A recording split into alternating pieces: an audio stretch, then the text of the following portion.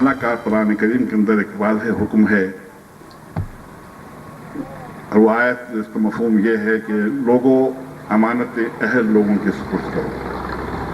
तो बिल्कुल वाज़ेह हुक्म है अल्लाह ताला का, जिसका मतलब ज़ाहिर ये है कि जो लोग अमानतें अहल लोगों के सुपुर्द नहीं करेंगे उसका नुकसान भी फिर उन्हीं लोगों को होगा, और जो अमानतें अहल लोगों के सुपुर्द करेंगे उसका फ़ायदा भी उन्हीं लोगों को होगा।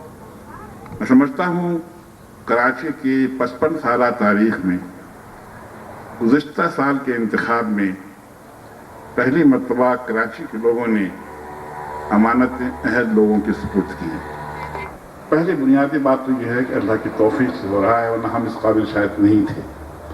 और दूसरी बात यह है कि इसमें हमने जो भी आपसे वादे किए थे, अमानत और दियानत का वादा, मेरिट का वादा, हमने उन तमाम वादों को हमने पूरा किया है, उसकी हमने उम्मीद की है और हम इस पर भी अल्लाह ताला का शुक्र अदा करें। अल्लाह ताला फर्दन फर्दन सबका एहतसाब करेगा और मेरा भी एहतसाब होगा।